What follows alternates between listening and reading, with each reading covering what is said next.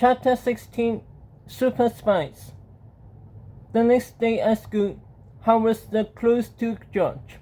The two boys spent their every few moments spying on Keeper and gathering as much information as they could about their enemy. They wrote down Keeper's locker number and the type of padlock he used. They took notes of Keeper's schedule and paid special attention to what he normally did between classes. They took measurements and even stayed after school to spy on Keeper's wrestling practices. By the end of the week, George and Howard knew Keeper's schedule better than Keeper knew it.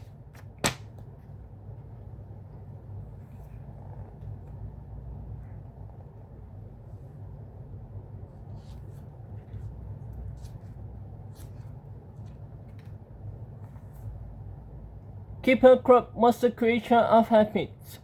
Every day, he did the exact same things at the exact same times. At the end of every school day, Keeper would go to his locker and unlock his heavy-duty padlock with a key he kept on a thick metal chain around his neck. Keeper would place his padlock on top of his locker, then open the locker door. Next, Keeper would empty his pockets, putting his valuables inside the locker. His spoon always went on the top shelf, and the money he had stolen from the kindergarteners would always get crammed into a duffel bag at the bottom of the locker. Finally, Keeper would grab his padlock from the top of the locker, put it back on the door, and click it shut to lock it.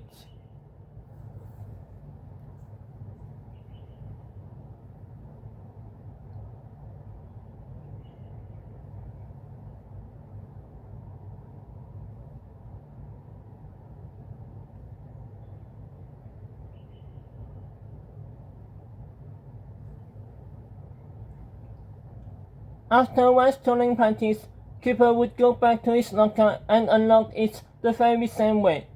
He would retrieve his phone, grab his heavy-duty padlock from the top of his locker, and put it back on the door. Finally, he would click it shut to lock everything back up again.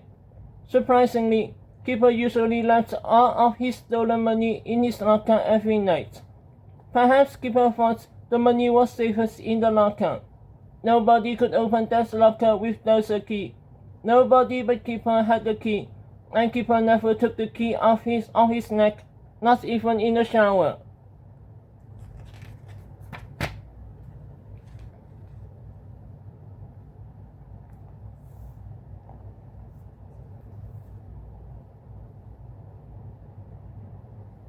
"We'll never get that key away from Keeper," said Howard as the two boys walked up the aisles of the local hardware store. "We don't need the key," said George. "We just need this." George picked up a brand new padlock from the home security section. "This is the exact same kind of padlock that Keeper uses on his locker," said George. "But this won't have the same key," said Howard. "Each one has a different key." "I know," said George. "So how is that padlock going to help us?" asked Howard. "You'll see," said George, smiling. After the boys paid for their brand new heavy-duty padlock, they went to the toy shop across the street. Down at the end of aisle 3, near the beads and jewelry, George found what he was looking for: a Susie Sunshine Friendship Bracelet kit. "What is that for?" asked Howard. "We've got to make a couple of friendship bracelets this weekend," said George. "Why? What for?" said Howard. "You'll see," said George, smiling even more.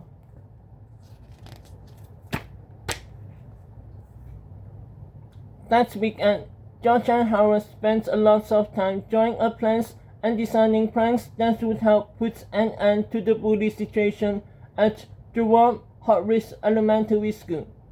Then the two boys went through their homes, collecting everything they needed for the job. George found a long roll of self-lining paper in his kitchen and measured it carefully.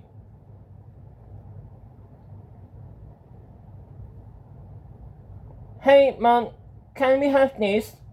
said George. "It's for school." "I suppose so," said George's mom. Howard found some old pants and dress shoes that his dad had left behind when he moved away. He was pretty sure his dad wouldn't mind if they nailed them to George's wooden stilts. "I still don't understand how we are going to hide these stilts in the school," said George as he practiced walking on them. "You'll see," said Howard, who knew a few tricks of his own.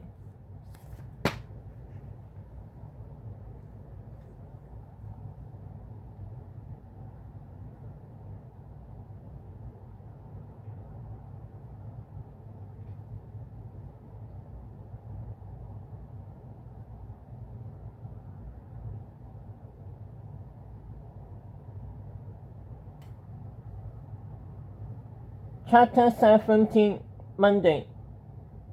On Monday morning, the boys woke up early, gathered their supplies, and headed to school about 15 minutes before the rest of the students started to arrive. George and Howard carried their stilts and supplies to the boys' restroom upstairs and placed them inside one of the empty stalls. Finally, they closed the stall door and locked it. If you were standing outside the stall, looking underneath the door, it appeared as if somebody was sitting down in there taking care of business. George and Howard knew that nobody would dare go near this door, so it was now the safest place in the school to hide stuff.